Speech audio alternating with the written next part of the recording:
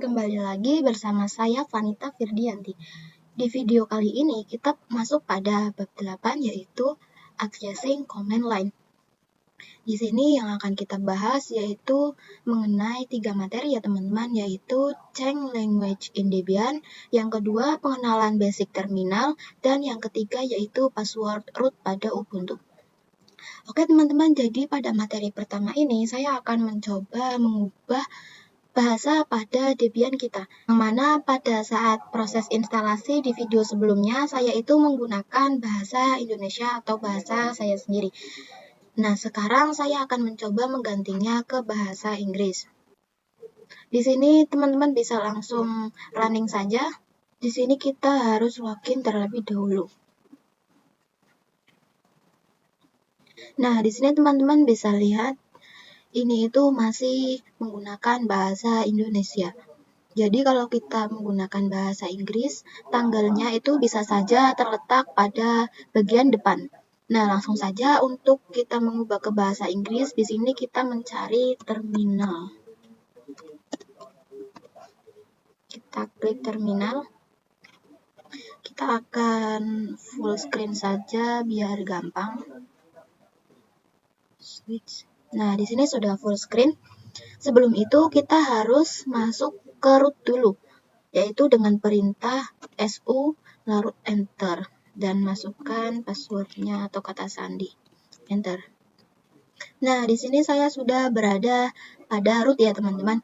Untuk mengubah bahasanya di sini kita menggunakan perintah sudo dpkg strip reconfigure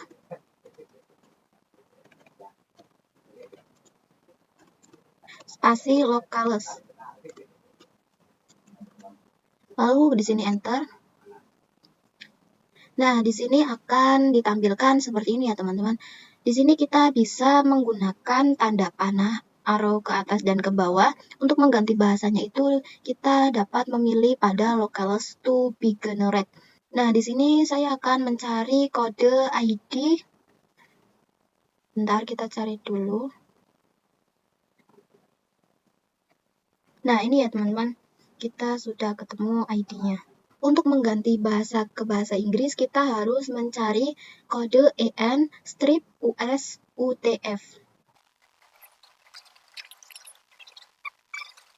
Nah, yang ini ya teman-teman. Di sini yaitu EN strip US titik UTF strip 8 UTF strip 8. Nah, untuk caranya di sini teman-teman bisa klik tanda spasi dan ini langsung muncul bintang seperti ini ya teman-teman. Selanjutnya kita klik enter.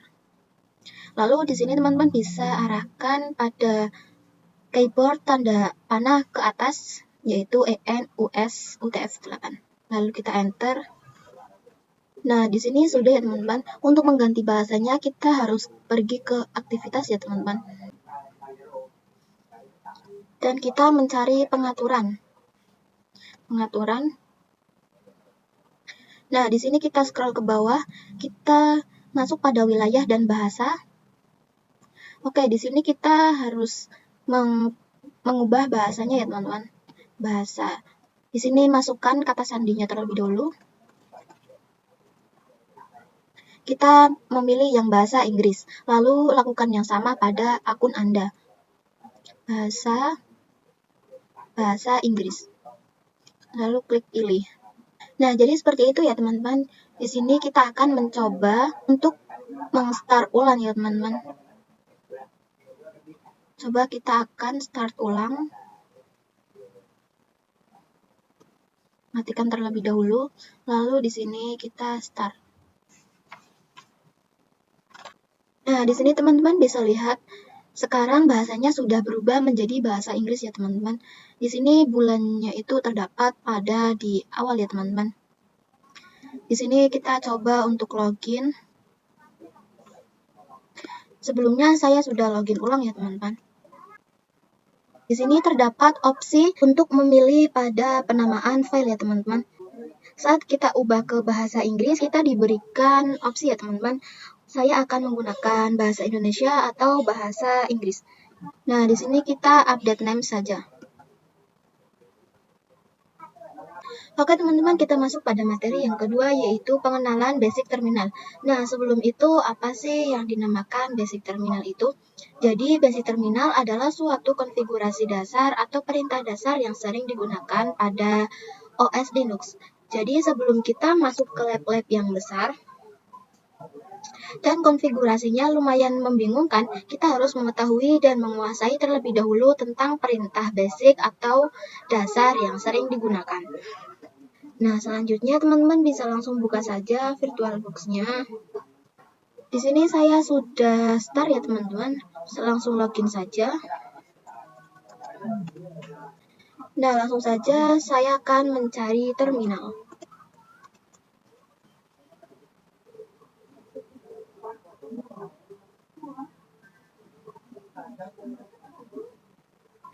Oke teman-teman, di sini saya sudah berada di terminal.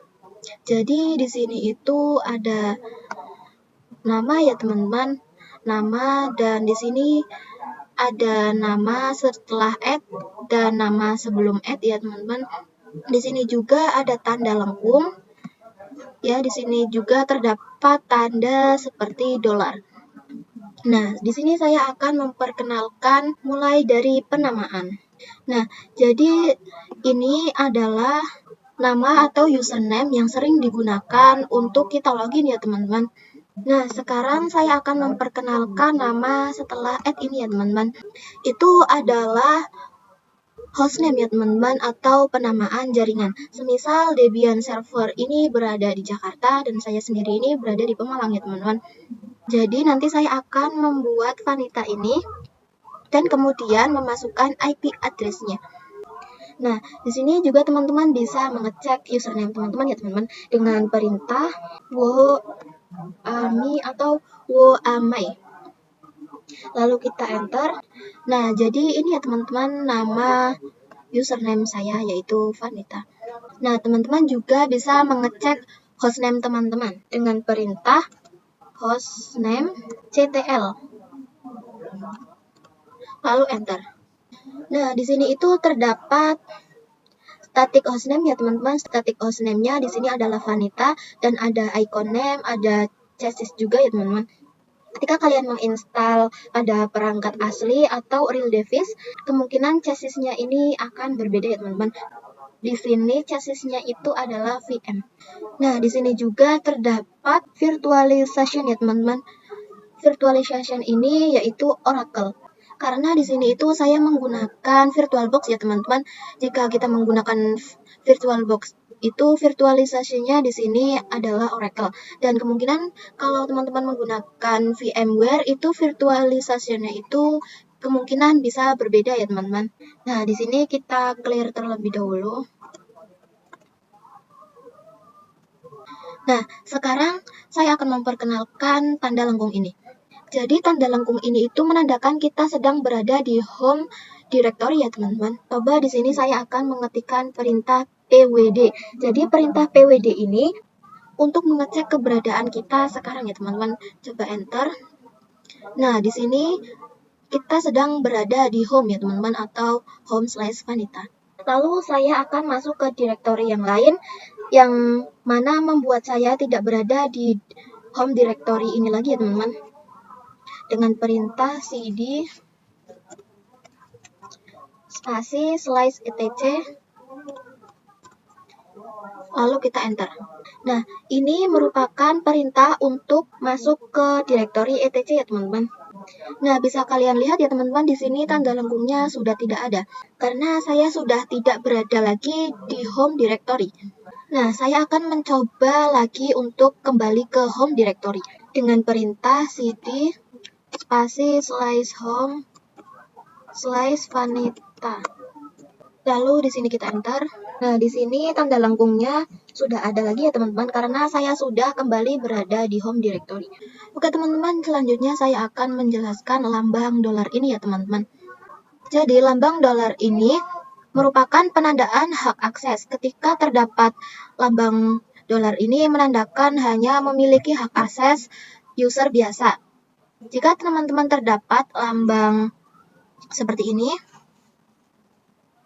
nah itu merupakan tanda teman-teman memiliki hak akses root atau hak akses yang paling atas, karena terdapat beberapa direktori atau file yang mana itu bahwa dapat diakses menggunakan root. Di sini saya akan mencoba masuk ke root terlebih dahulu dengan perintah su lalu enter, dan di sini kita masukkan passwordnya. Nah, di sini saya sudah berada di root ya teman-teman. Bisa kalian lihat di sini tanda dolarnya sudah tidak ada ya teman-teman, sudah hilang. Menandakan bahwa hak akses saya sudah hashtag atau dalam hak akses root sehingga saya bisa mengakses direktori apapun. Nah, di sini bisa dilihat tanda lengkungnya juga sudah tidak ada ya teman-teman. Itu menandakan bahwa saya itu sudah tidak berada lagi pada direktori home. Lalu mengapa sih di sini ada tulisan home-nya? Itu menandakan bahwa home directory di user biasa dan directory di root itu berbeda. Di sini saya akan mencoba masuk di home directory-nya root dengan perintah cd spasi / root lalu kita enter. Nah, sekarang saya sudah berada di directory root-nya ya teman-teman, dengan terdapat logo seperti ini. Oke teman-teman, jadi di sini saya akan mencoba pwd untuk mengetahui keberadaan kita ya teman-teman. Kita enter. Nah, di sini saya sedang berada di root ya teman-teman. Untuk keluar dari root, kita bisa menggunakan perintah exit saja. Nah, oke teman-teman, di sini saya sudah kembali lagi ya teman-teman. Oke teman-teman, kita masuk pada materi yang terakhir ya teman-teman, yaitu password root pada Ubuntu. Nah, jadi kita perlu ingat kembali pada proses instalasi Debian. Itu kita sudah ada parameter menyuruh kita untuk memasukkan password untuk rootnya. Sedangkan ini beda pada Ubuntu ya teman-teman. Kalau pada saat instalasi Ubuntu itu tidak ada parameter yang menyuruh kita untuk memasukkan password untuk rootnya. Jadi kita akan membuat sendiri password rootnya ya teman-teman. Di sini langsung saja kita running.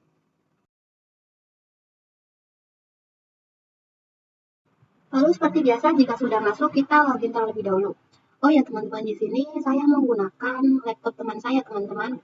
Makanya di sini tertulis namanya Fiorenza. Kita login terlebih dahulu.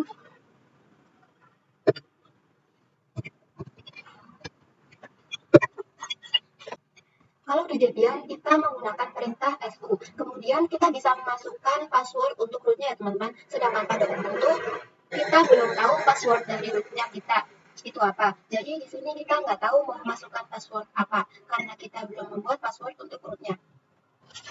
Di sini kita akan membuatnya ya teman-teman. Kita di sini masukkan perintah su lalu enter. Lalu kita masukkan password username kita ya teman-teman.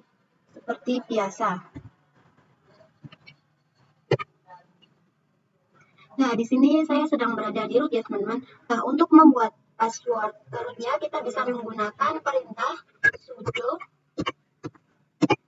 spasi ps wd lalu enter. Nah, di sini new password ya teman-teman. Kita di sini bisa langsung membuat password yang baru. Nah, di sini di layar itu tidak terlihat ya teman-teman. Selanjutnya kita enter. Lalu di sini kita masukkan password lagi untuk mengkonfirmasi ya teman-teman. Oke teman-teman, jadi di sini kita sudah berhasil membuat password untuk masuk ke rootnya ya teman-teman. Sekian dulu video kali ini. Mohon maaf bila ada kesalahan. Wassalamualaikum warahmatullahi wabarakatuh.